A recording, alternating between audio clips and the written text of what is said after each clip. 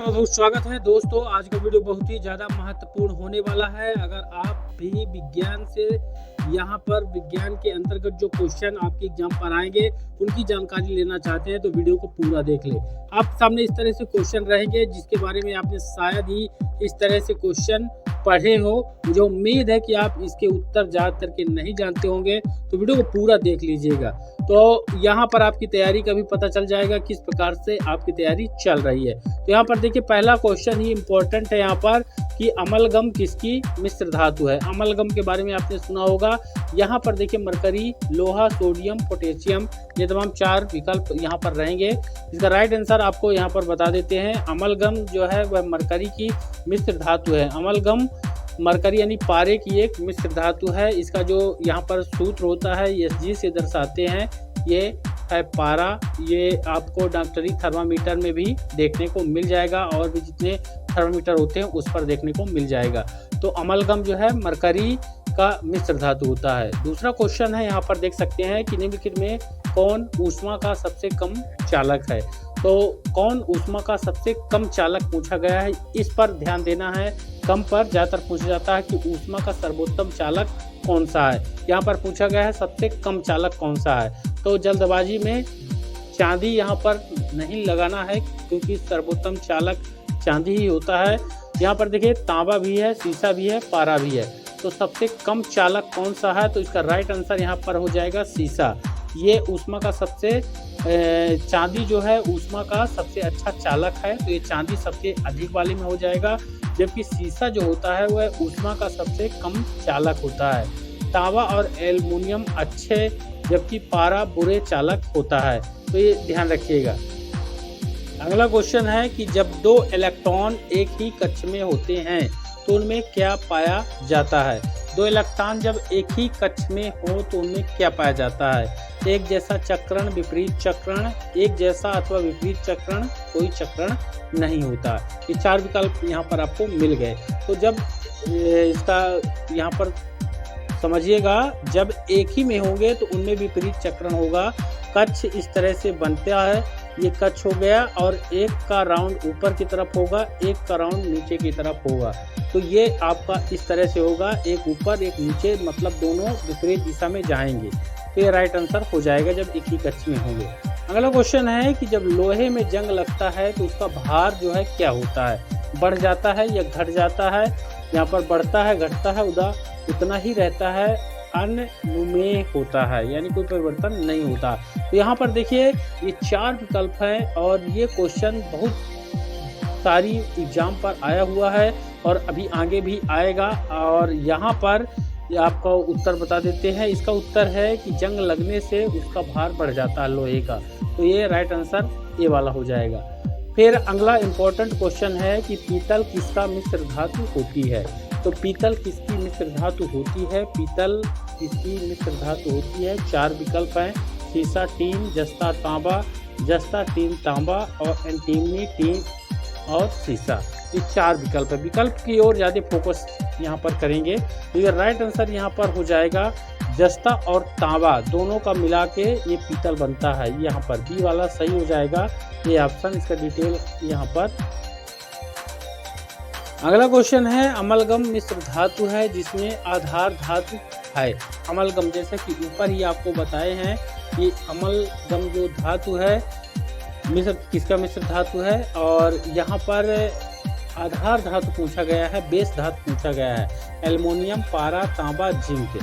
तो ऊपर बताया आपको जैसे कि पारा का है तो इसका बेस धातु पारा होता है, यानी पारे का मिश्र धातु होता है अमलगम। फिर अगला क्वेश्चन है, स्वर्ण की शुद्धता कैरेट में, सोने की शुद्धता कहेंगे, सोने की शुद्धता कैरेट में व्यक्त की जाती है। स्वर्ण की शुद्धतम रूप कितना होता है। यानी सबसे शुद्धतम, सोने का सबसे शुद्धतम रूप यहाँ पर पूछा गया है।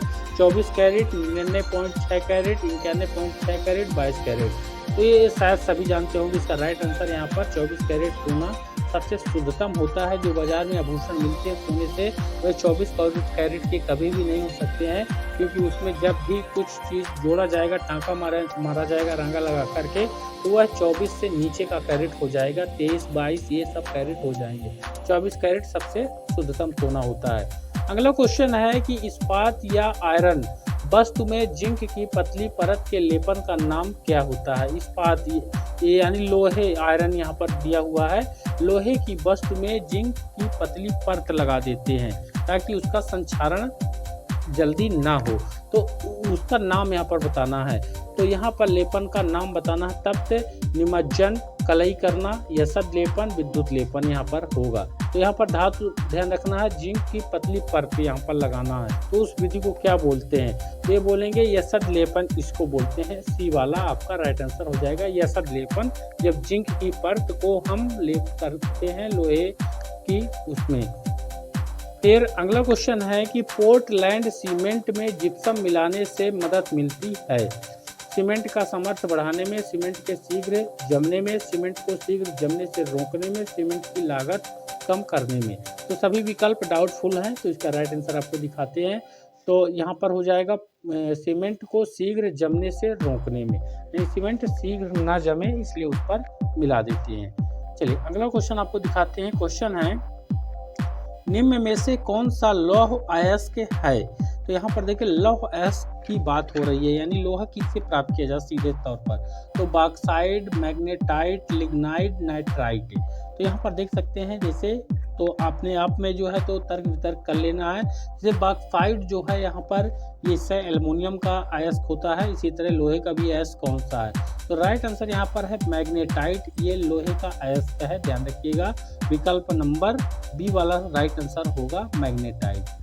अगला क्वेश्चन है कि लोहे का शुद्धतम रूप कौन सा होता है? स्टील, ढलवा लोहा, कच्चा लोहा, पिटवा लोहा। तो यहाँ पर डाउट नहीं होना है, इसका राइट आंसर आपको दिखा देते हैं। सही उत्तर होगा पिटवा लोहा, जो है ये सबसे शुद्धतम रूप होता है लोहे का। तो इसका डी वाला जो है राइट आंसर हो जाएगा। चलिए अगला क्वेश्चन आपको दिखाते हैं। क्वेश्चन है कि कांच के निर्माण के लिए प्रयुक्त कच्ची सामग्रियां कौन सी होती हैं? तो कांच के निर्माण के लिए बालू, सोडा, चूना पत्थर, बालू, चारकोल, सोडा, चूना पत्थर, चारकोल, सल्फर, बालू, सल्फर, सोडा। कांच बनाना है, कांच के सामान बनाना है, तो उसके लिए जो कच्ची सामग्रियां हैं कौन सा है, ये स्पष्ट क्वेश्चन है। तो यहाँ पर राइट आंसर यहाँ पर आपको दे देते हैं, ए वाला सही होगा। यहाँ पर बालू होना चाहिए, सोडा होना चाहिए और चूना पत्थर ये होना चाहिए, इससे बनाता है। तो ये सीरियल ध्यान रखिएगा, बालू, सोडा और चूना पत्थर, यहाँ पर ये राइट आंसर ए वाला सही हो जाएगा। तो बालू होगा, सोडा होगा, चूना पत्थर होगा। अगला क्वेश्चन आपको दिखाते हैं। किसी बिजली की इस्त्री को गर्म करने के लिए, बिजली की इस्त्री यानी आयरन या प्रेस इसको बोलेंगे, गर्म करने के लिए किस धातु का उपयोग किया जाता है? बिजली की इस्त्री को गर्म करने के लिए, यानी कहने का मतलब जो कोयल होती है उसकी, प्रेस की कोयल होती है, उसमें किस धातु का बना होता है वो? तांबा, टंगस्टन, नाइक्रोम, जस्ता। ये विकल्प है, यहाँ पर देख सकते हैं। फिर राइट आंसर आपको दिखा देते हैं, नाइक्रोम का बना होता है। सी वाला राइट आंसर है। जो बिजली का इस्त्री है उसको गर्म करने के लिए नाइक्रोम का वहाँ पर धातु का प्रयोग किया जाता है, ये चीज़ का ध्यान रखिएगा। फिर अगला क्वेश्चन है कि स्टेनलेस स्टील किसकी मिश्र धातु है? तो क्रोमियम कार्बन, क्रोमियम आयरन और कार्बन और आयरन। तो यहाँ पर एक विकल्प 2 बार रिपीट हो गया है, तो यहाँ पर देखिए क्रोमियम और आयरन ये राइट आंसर है यहाँ पर। तो बी और सी दोनों हो जाएगा, क्रोमियम और आयरन दोनों में एक ही चीज़ है। क्रोमियम और आयरन से स्टेनलेस स्टील जो है बनता है। अगला क्वेश्चन आपको दिखाते हैं। क्वेश्चन है सहसंयोजक यौगिकों के बारे में कौन सा कथन सही नहीं है? जो सहसंयोजक यौगिक होते हैं, यौगिक सामान्यतः द्रव और गैस होते हैं, क्वथनांक और गलनांक अल्प होते हैं, अपक्रिया मंद है, अपक्रिया तेज होती है। तो यहाँ पर ध्यान देना है, सही नहीं है। तो यहाँ पर राइट आंसर आपको दिखा देते हैं। सही उत्तर हो जाएगा अपक्रिया तेज होती है, ये वाला सही नहीं है। बाकी जो है यहाँ पर देखिए मंद होती है और क्वथनांक गलनांक अल्प होते हैं, यौगिक सामान्यतः द्रव और गैस होते हैं। तो ये सहसंयोजक यौगिक की विशेषता, ये वाला जो है तो हो जाएगा अपक्रिया तेज है, ये नहीं होता है, सही नहीं है। ठीक, अगला क्वेश्चन है कि किसी द्रव के बारे में उबल गया तब कहते हैं जब उसका क्या होता है? वाष्प दाब परिवर्ती दाब की अपेक्षा अधिक होता है, वाष्प दाब परिवर्ती दाब से कम होता है, वाष्प दाब परिवर्ती दाब के बराबर होता है और वाष्प दाब शून्य होता है। जैसे हम जल या ये द्रव पानी को उबलने के लिए रखते हैं, उबल गया, इसका पूछा गया है। तो इसका राइट आंसर आपको दिखाते हैं, सी वाला होगा। वाष्प दाब जो है परिवर्ती दाब के बराबर होता है। जब वाष्प दाब परिवर्ती दाब के बराबर हो जाता है तब हम इस शब्द का इस्तेमाल करते हैं कि उबल गए। चलिए अगला क्वेश्चन आपको दिखाते हैं। पदार्थ की चौथी अवस्था क्या होती है? यहाँ पर देख सकते हैं, गैस, वाष्प, प्लाज्मा, इलेक्ट्रॉन। तो इम्पोर्टेंट क्वेश्चन कई परीक्षाओं पर पूछा गया है। चूंकि ठोस, द्रव, गैस ये 3 अवस्थाएं हो गई, चौथी कौन सी होगी यह जानते हैं। चौथी अवस्था आपको बता दें, सी वाला जो है ये प्लाज्मा, ये चौथी अवस्था होती है पदार्थ की। Right answer C. फिर अगला क्वेश्चन है, प्रकाश बिखराव किस में होता है? तो कोलाइडी घोल में होता है, अम्लीय घोल में होता है, वैद्युत अपघटनी घोल में होता है, बेसिक घोल में होता है। प्रकाश कब बिखरता है अगर उस पर डाला जाए? तो इसका राइट आंसर हो जाएगा कोलाइडी घोल जो होता है उसमें। तो राइट आंसर ए वाला जो है तो सही होगा।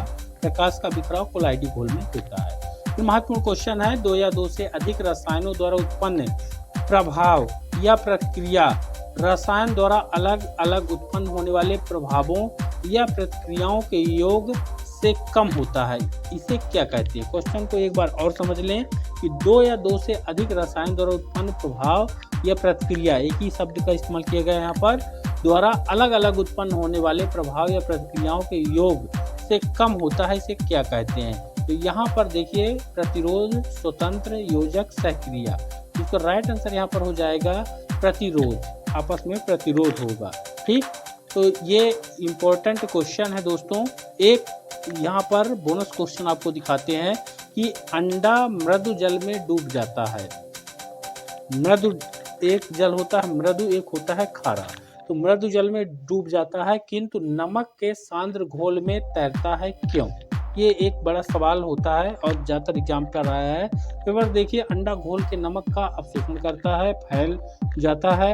एल्बुमिन जो अंडे के अंदर होता है नमक के घोल में घुल जाता है और अंडा हल्का हो जाता है। फिर नमक में घोल का घनत्व अंडे की घनत्व से अधिक हो जाता है और जल का पृष्ठ तनाव अधिक होता है। तो इसका राइट आंसर है यहाँ पर कि राइट आंसर यहाँ पर देख लीजिए, नमक में घोल का घनत्व अंडे के घनत्व से अधिक हो जाता है। इस चीज़ का ध्यान रखिएगा।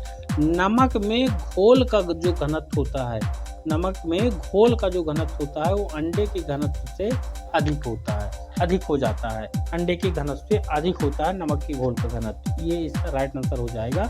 इसलिए जो है तो अंडा जो है मृदु जल में डूब जाता है, नमक वाले में नहीं डूबता है। तो मुझे उम्मीद है दोस्तों आज के आया है वीडियो आपके लिए बेहद ही इम्पोर्टेंट होगा। इसको लाइक और शेयर जरूर कर दें और चैनल को फटाफट सब्सक्राइब कर लें इस तरह की और भी लेटेस्ट और नए क्वेश्चनों को देखने के लिए। धन्यवाद।